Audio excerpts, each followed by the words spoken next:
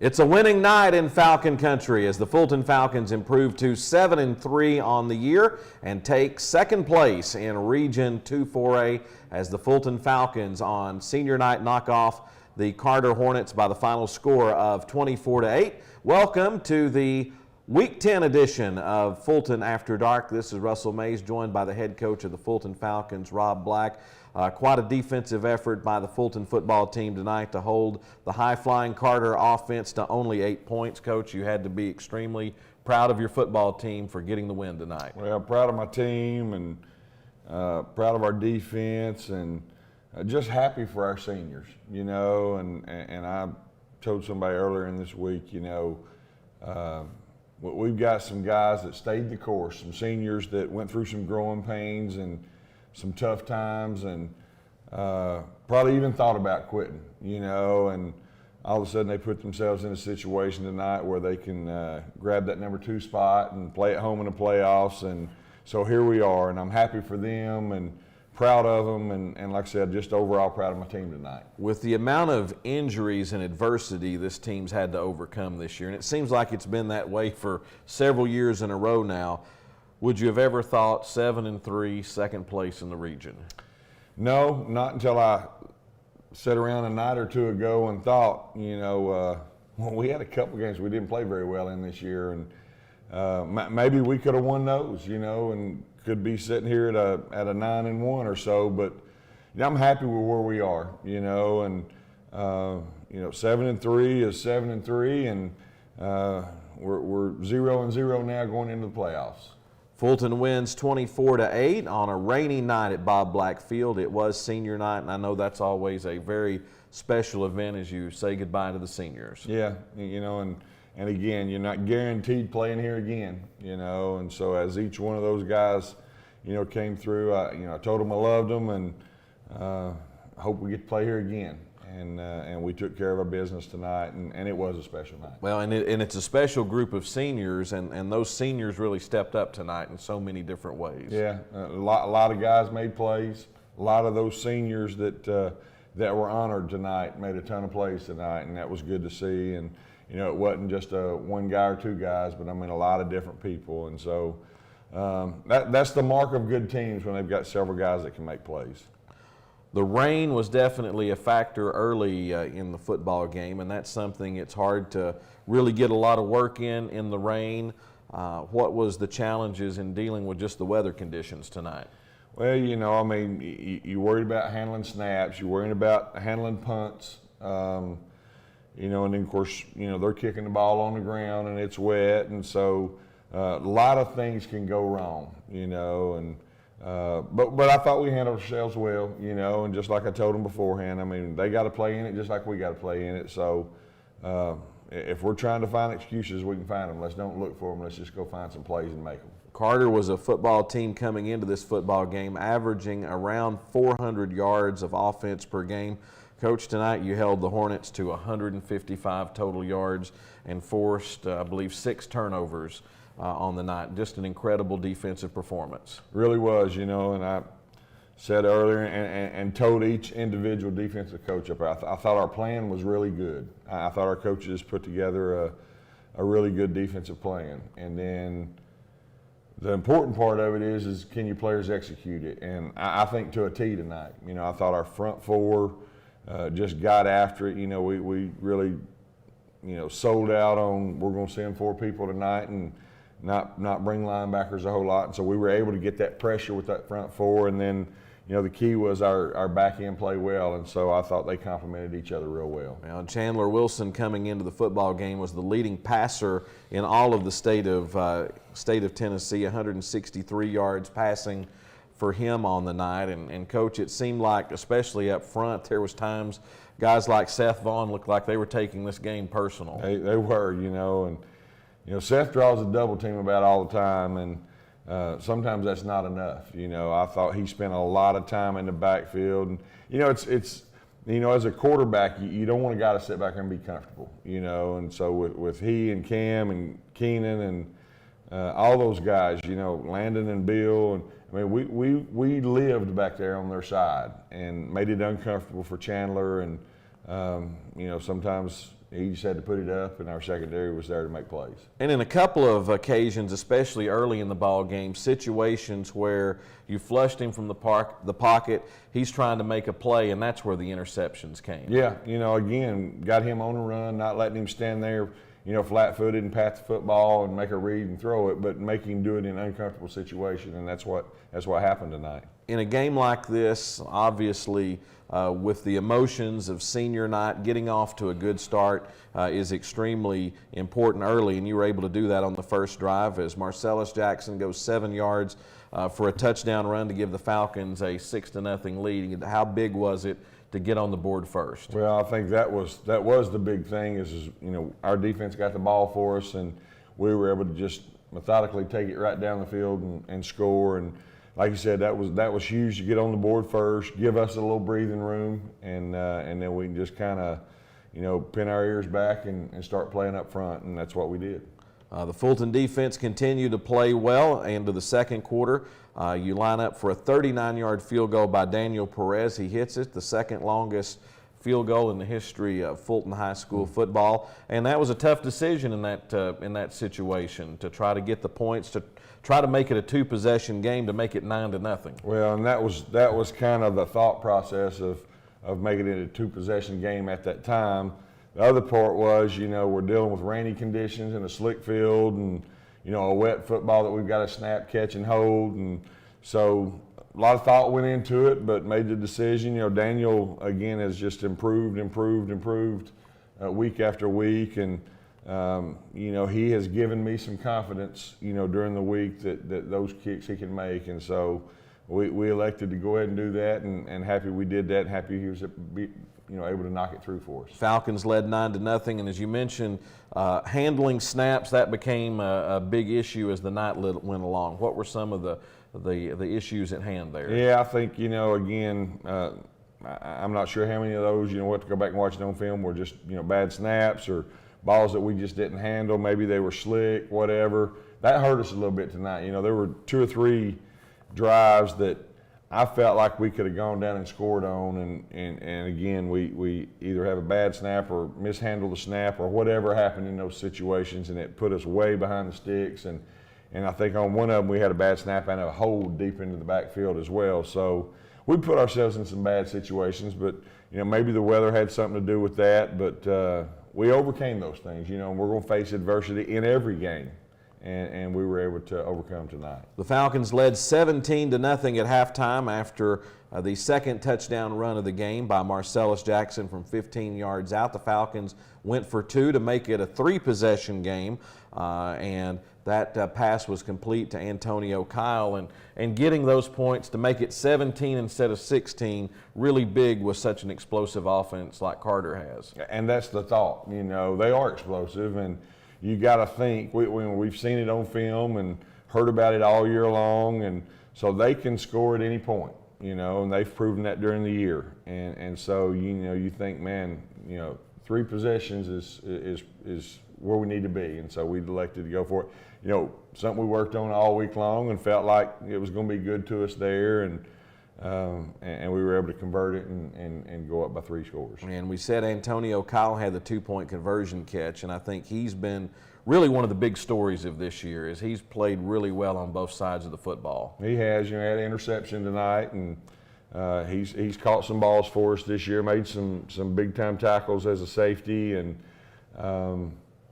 the good thing about Antonio is he's a smart kid, and so we play him in a lot of different positions. He's played a couple of different safety positions, and he lines up all over the place as a receiver. We use him as a tight end. We use him as an H-back. So we use him in a lot of different ways, and he came up big for us tonight on senior night. Also, Marcellus Jackson had 2 interceptions tonight. Dre Peebles as well with 2 interceptions. He had a big senior night. He did. Dre has been a solid player for us all year, and you've heard me say that over and over again. And he's huge for us. He's another one that's very versatile, and we use him in a lot of different ways. And Dre's just a quiet guy that just goes about his business and gets it done for you every Friday night. He's a guy you can count on. The Falcons were knocking on the door for another touchdown right before halftime, but Marcellus took a pretty big hit, fumbled the football What was the talk of the team at halftime, and especially when you've given up a scoring opportunity? Yeah, I think we were all disappointed that we didn't get it in there, and I think from a momentum standpoint, that would have been huge. I still felt like we had momentum at halftime. Our guys were under control when we went inside. I think they understood that, Carter's explosive. They've come from behind 4 or 5 different times this year in one game. So we made sure to make that statement, make believers out of our guys. And, again, good mood at halftime. Everything was fine. We went in and made a couple adjustments, looked at a few things, and then came back out and was ready to play again in the second half. The defensive battle continued in the second half, and it was a defensive battle in the second half as both teams scored 1 touchdown each. Fulton got a 1-yard touchdown run from Marcellus Jackson to make it 24-0.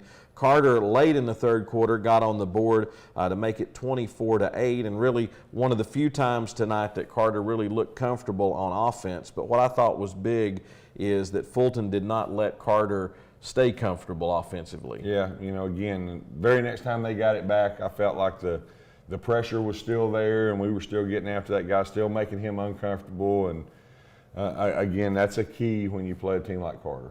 5 interceptions and a fumble for the Hornets tonight as the Fulton Falcons win over Carter by the score of 24-8. And I know a lot of happy Falcons tonight. This was a big win for this football team. Really was a big win. I mean, I told our guys all week long, we're playing for a lot, and your options are you win and you play at home, or you lose and you go on the road to, Elizabethton or Greeneville, and so to be here, Bob Blackfield, playing at home, place we're familiar with, comfortable with, I think was huge. And again, we did what we needed to do to make sure we took care of that. Well, and I don't know if there's ever been a year where it's been so important to try to get a first-round playoff game at home. Well, that and again, our seniors, those guys, they have made the playoffs the past 2 years, been short-lived, had to go on the road to a tough place, and so I think we've put ourselves in a little bit better situation. A lot of happy faces tonight, a lot of guys that were full of energy when they left the locker room, and that was good to see. This really has been one of the toughest football teams I think we've had. Just every time this group has seemed like they've had their back against the wall, they seem to find a way to get out of it, whether that be situations on the field or injuries or just adversity in general. This team always seems to find a way to overcome. Well, toughness is a good trait, and I think we've shown in a lot of ways some mental toughness, but physical toughness. Guys are playing so many snaps on both sides of the ball, and some of those guys even on special teams. We got guys that don't hardly ever come off the field, and so it takes a tough guy to do that, and we've got some of those on our team. Let's take a look at the scores of games in Region 2-4A from around the area, as there was a lot up for grabs tonight. Of course, Fulton winning over Carter by the final score of 24-8. Anderson County is your region champion. They closed out their season with a win over Scott High 45-0. In a game that was for a playoff spot, SOUTH-DOYLE won tonight over GIBBS 45-7 as the Cherokees get over last week's loss to Carter. So now let's take a look what comes up next week in the first round of the TSSAA State Football Playoffs, as SOUTH-DOYLE will be the number 4 seed. They'll have to go on the road to Greeneville, Coach. That is a extremely tough first-round playoff game. 2 very good football teams. Well, there are 2 good teams. We've made those trips to Greeneville before, and it is a tough place to play. And football is important there, to their town and their people and their community. So that is a tough place to go to. Taking a look at the rest of the playoff games coming up, the Falcons will be at home to take on Volunteer. We'll talk more about them in just a moment. Carter, as the number 3 seed, will go on the road to take on the 2-time defending Class 4A champions, the Cyclones of Elizabethton. And SEYMOUR is the number 4 seed out of Region 1, and they will go on the road to take on the region champions of Region 2, the Anderson County Mavericks. So coming up next week for the Fulton Falcons, it'll be a first-round playoff game against a team that Fulton has not seen for a long, long time, the Volunteer Falcons.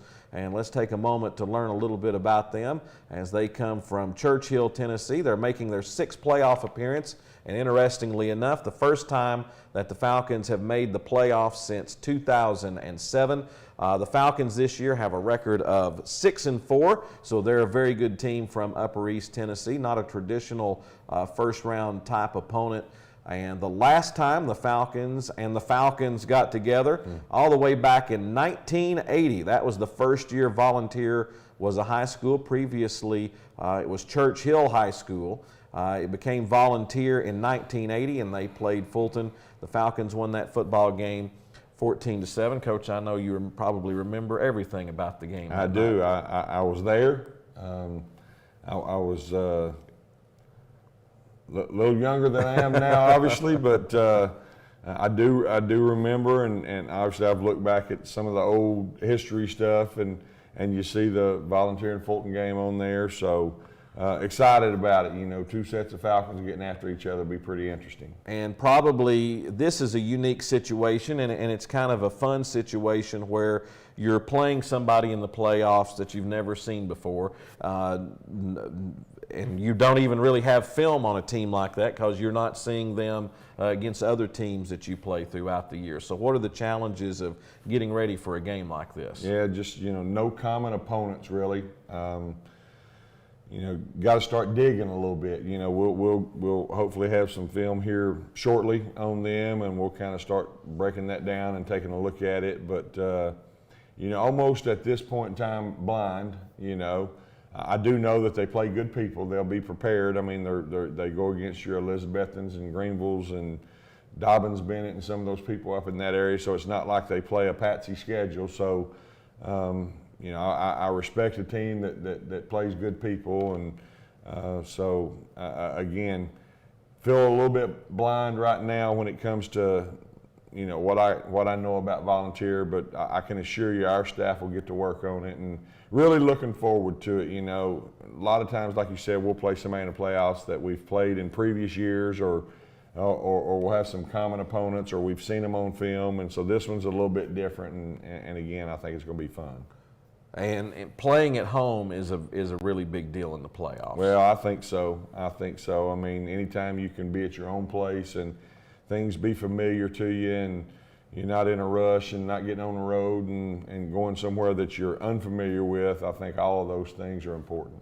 So the Fulton Falcons will play Volunteer in the first round of the TSSAA State Football Playoffs in Class 4A, and we need to go ahead and let you know that the video streams that we have been doing on YouTube throughout the regular season, because of TSSAA contractual obligations, we're going to be unable to stream those games on YouTube. But we do have the ability to stream the game, so you will still see our broadcast video-wise through the NFHS network, and you can go online and search for the NFHS network. Now, that is a paid service.